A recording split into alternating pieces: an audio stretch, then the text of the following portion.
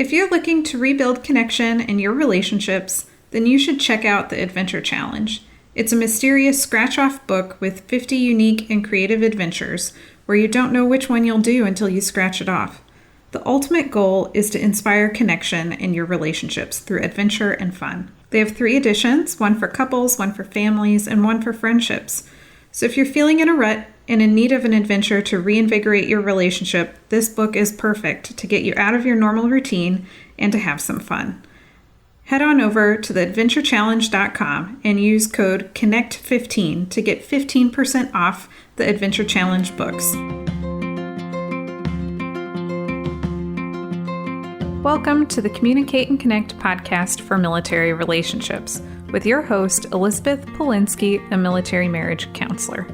If this is your first time listening to the Communicate and Connect podcast, please take a second to go rate, review, and subscribe to make sure you get all our future episodes.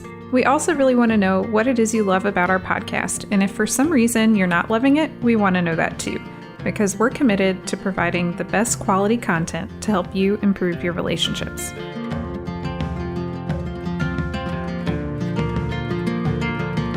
This is episode 18 on unsolvable relationship problems.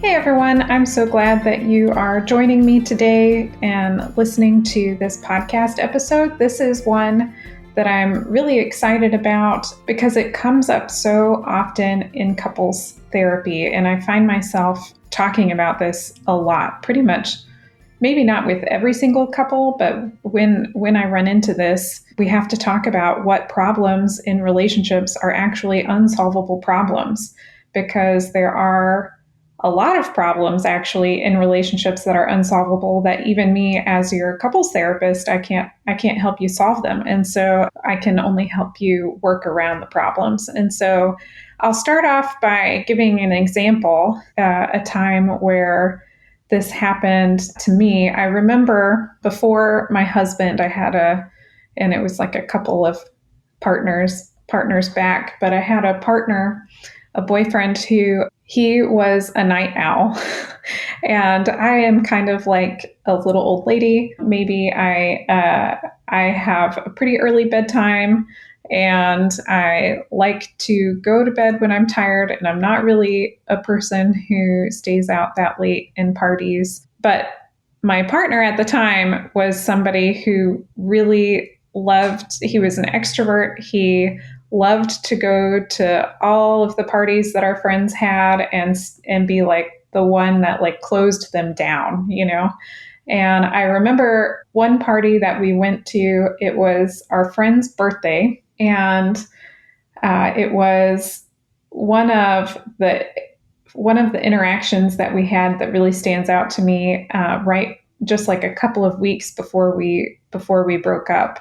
And the party was great. You know, even I had a good time. And I remember telling him that I wanted to go home, and he said that he didn't want to leave.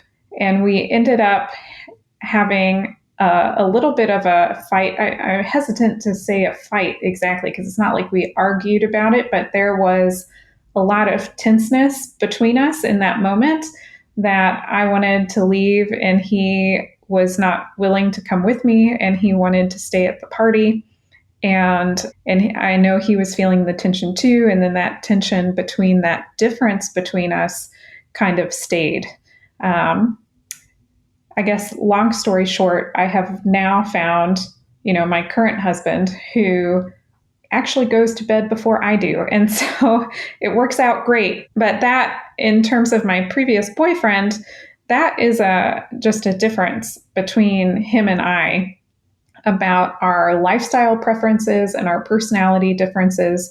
That is just not really a solvable problem between us. And it's probably, anyway, I'm happy with my husband. So anyway, so that's kind of my story. And that, I think, is a really good indicator of what I'm going to talk about today, because according to the Gottmans, Doctors John and Julie Gottman, they are researchers and they do just a ton of research on couples relationships, and they have the Gottman Institute, which again does a ton of research.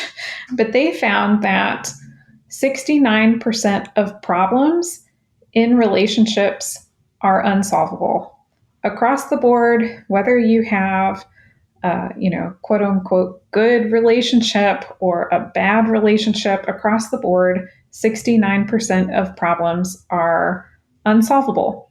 And they're going to be these sort of ongoing, regular problems that don't get solved because they are about personality differences or lifestyle preferences.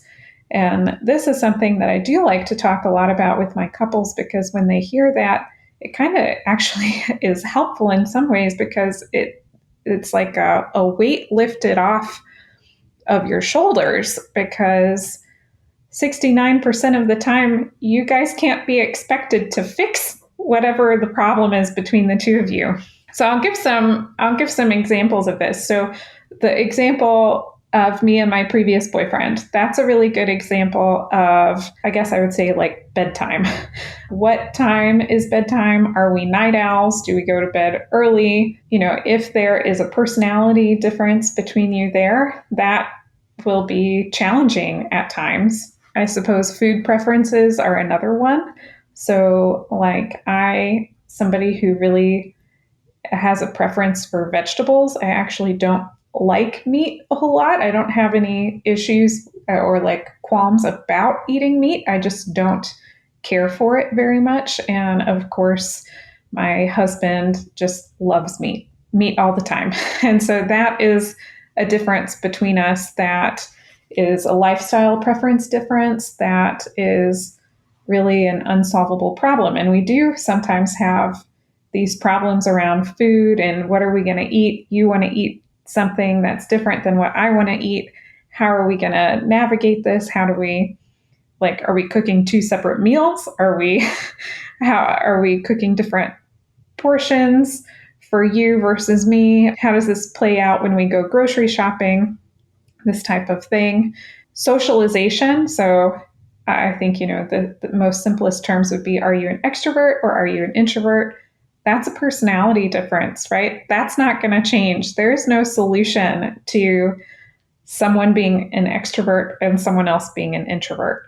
Someone needing to have people around and going out and socializing, and that really giving them, energy and happiness and like life fulfillment, versus somebody who is a homebody and needs alone time to kind of reset. And I have seen that one. I would say that was a problem for me and my previous boyfriend as well. But I see that quite a bit. Yeah, another really common one is cleanliness. I think everybody probably has a different standard on what they consider clean to be. Some people are more further away from each other than others, but cleanliness is another common one. Do we save money or do we spend money is another one. How much spending do we do? How much investing do we do? How much saving do we do? When we do spend money, what do we spend it on? These are different personality and kind of lifestyle preference differences. I think the last one that I'll talk about is sex, because this is a really, really common one, actually. It's almost like differences attract in this area, because I often see one person who wants to have sex in order to reconnect at an emotional level. Sex is kind of this avenue for us to create connection between us. And at the same time, their partner is different. Their partner wants that feeling of love and connection and relaxation, and things are good between us. They want all of that before they're ready to have sex. And so that is also a personality difference. Do I use sex to create connection, or do I need connection first in order to have sex? Very, very common, very, very common difference between people in relationships. And that one can really be a painful one, because, the person who wants sex often feels kind of like rejected maybe when their partner says, no, I don't want sex. And then their partner feels really pressured and like they're being told they're not doing enough sexually in the relationship. And so this ends up kind of hurting at an emotional level when those fights around sex happen. But this is another instance of where there's not a whole lot that can be done. This is kind of an unsolvable problem when you have this personality difference or when you have a difference in sex drive. And so what does that mean for relationships? Because remember, both the good relationships and the bad relationships, they both have 69% of their problems being unsolvable. And so what is a relationship supposed to do in this scenario? Three things are needed according to the Gottmans. One is appreciation, and that has to do with building kind of a culture of appreciation, showing appreciation when my partner does something, well, I guess one that I appreciate, but also when they do something that is outside of their typical norm. So maybe is different than what their personality would typically do or different than what their preference is, and making sure I acknowledge what they're doing for the relationship and showing appreciation for that. I often tell people, like, I want to be on the lookout. So often people are on the lookout for when is their partner going to mess up again? When are they going to not do something right? When are they going to reject them again? When is something bad going to happen? Instead, I want to kind of start looking and training my brain to look for the things that I really appreciate that my partner is doing, the things that I see them doing. The second thing outside of appreciation that I can do is acceptance. So this is sometimes hard for people. I think it's such a human thing to say, I want what I want when I want it. But I also have to maybe recognize that my partner and everybody else in the world also wants what they want when they want it. And I have to accept that how my partner is and what my partner wants and how they function is going to be different than how I function and what I want in a relationship. And it's not my partner's job to fill all of my wants. It's also not my job to fill all of their wants. We are in this thing together as a team, trying to find solutions that are going to fit for us both. But that also comes with acceptance of when that can't happen, acceptance that there are unsolvable problems, acceptance of my partner, who they are as a person, saying and kind of conveying with that acceptance that they're valuable and worthwhile and they're good enough and I love them even if they don't do something that I want. So this one is really big. And then I think the last one is having a sense of humor. So with unsolvable problems, we want a feeling of appreciation in the relationship. We want a feeling of acceptance.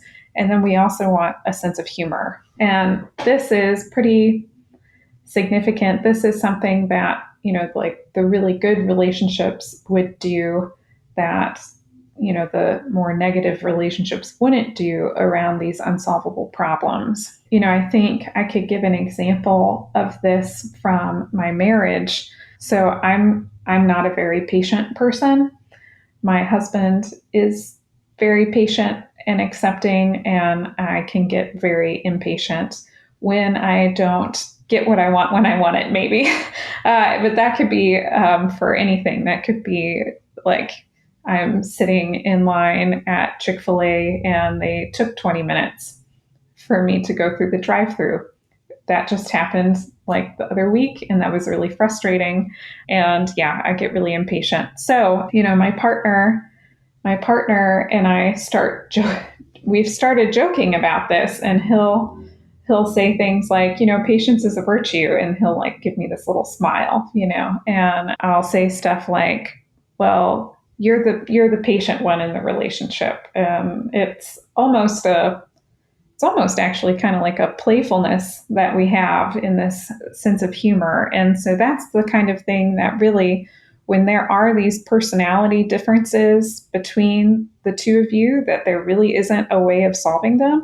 We want to somehow get the relationship to the point where there's appreciation, acceptance, and a playfulness and a humor around these differences.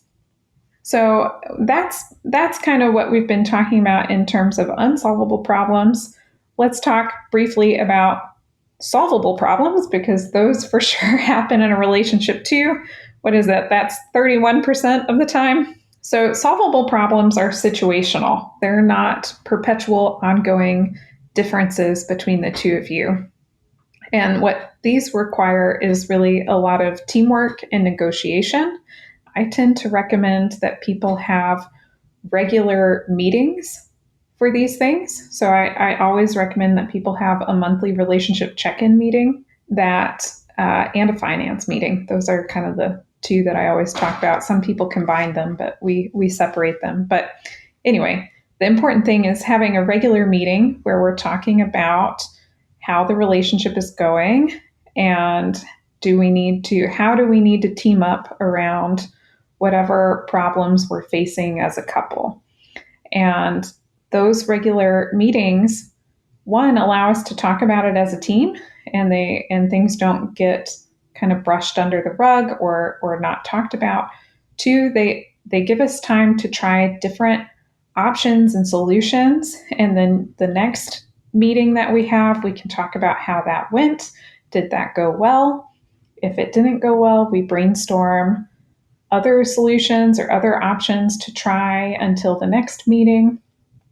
Or if it went pretty well, but it just needs tweaking, we talk about how to tweak that problem. If it's more of a longer term problem, like how do we pay off debt? What is our financial plan for paying off debt? Where are we at on that? It gives us a way to check in with each other over time on how that's going. Just some examples. So that was maybe like a financial planning example. Some other examples that I can give you that are just kind of recent from my life are, should we get a dog?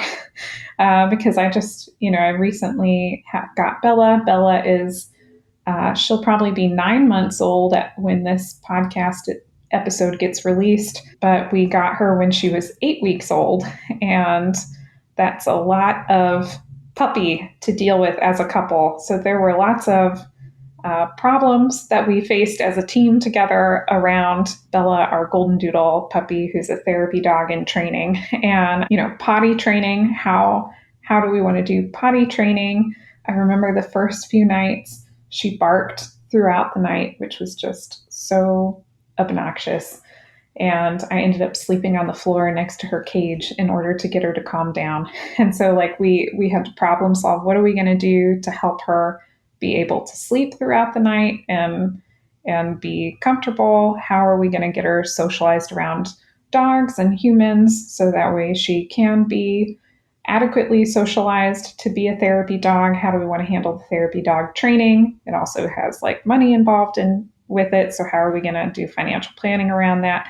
All of these types of things are situational. These are solvable. These just involve communication and negotiating and teamwork. So how do you know if your problem is solvable or unsolvable? I think the very first thing is, do you guys keep getting stuck on it? Is it this kind of keeps coming back around? That is one way that I tend to find out that something is an unsolvable problem, is because we keep coming back to it over and over and over, and it can become painfully annoying to keep coming over it and over it and over it again. So an unsolvable problem is typically a perpetual problem. It's not situational. If you're having a hard time going from to getting to the appreciation, acceptance, and humor, playfulness part of an unsolvable problem, it's typically because your brain is telling you that there is a deeper emotional meaning attached to the problem. This is typically about my attachment bond in the relationship, which I'll do some other episodes on. But what is the meaning? What does this mean to me that we can't solve this? What does it mean to me when my partner does this or doesn't do this? So, for example, we'll go with the sex one because that one's kind of a really obvious one. We have, if there's a personality difference between you and your partner or differences in sex drive, one person wants sex in order to connect, and the other one wants to feel relaxed and connected and everything first in order to be interested in sex. For the person who wants sex in order to connect, that is gonna often feel like a rejection because then they're asking like, oh, you want to have sex, or they're initiating in some type of way, and then they get turned down because it's not the right circumstances for their partner.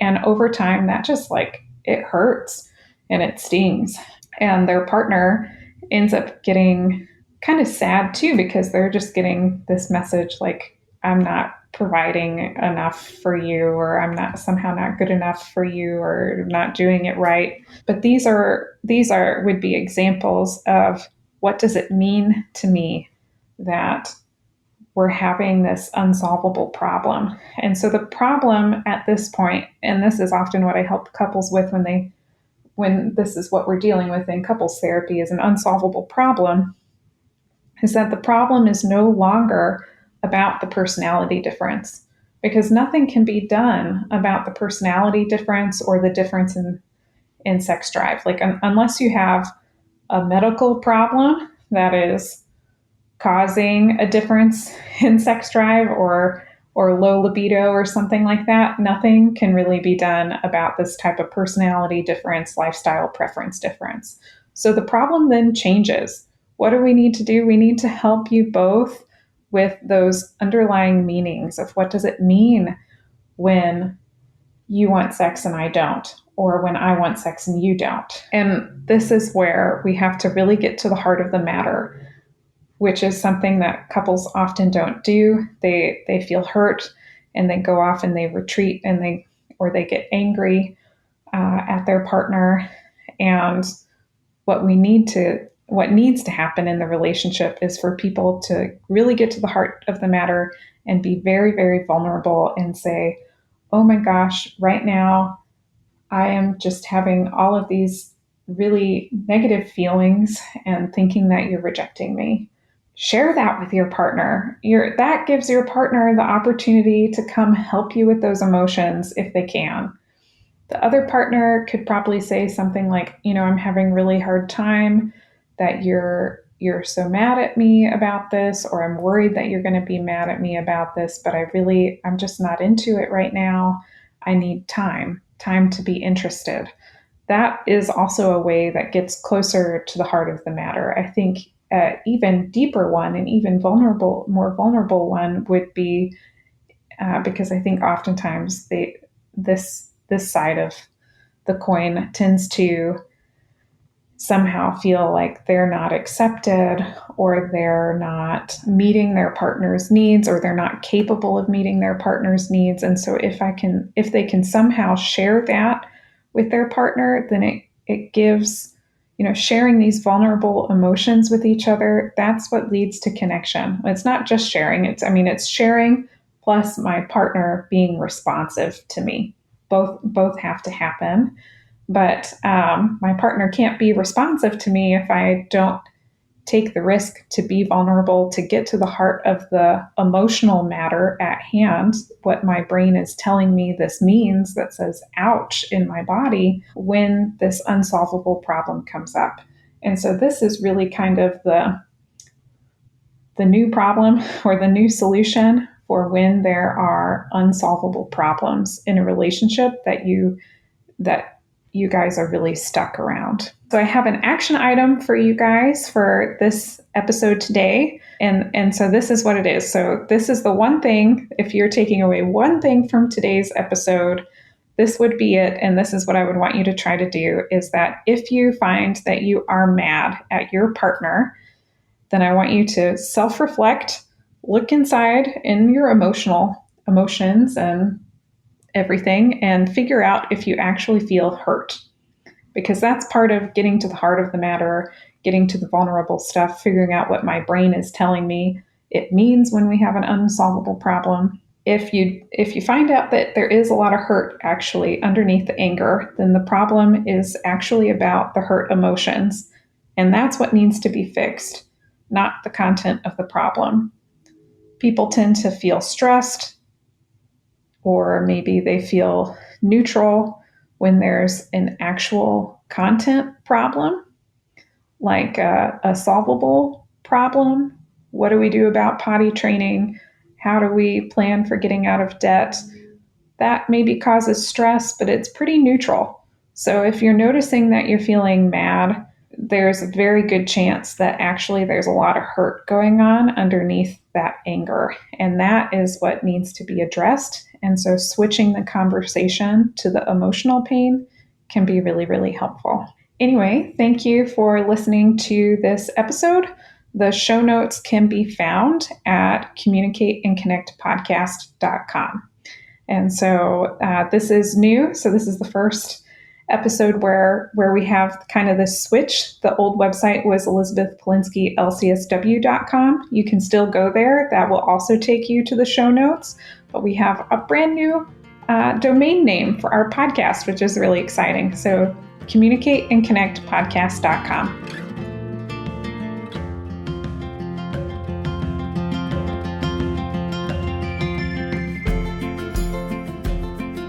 I hope you enjoyed today's episode. If so, please take a second to go rate, review, and subscribe so you get all of our future episodes. Make sure to check out the show notes to sign up for our free 10-week relationship email course. This email course is really designed for people who are maybe having trouble with communication or connection in their relationship, and helping them develop some quick wins right away to start improving it.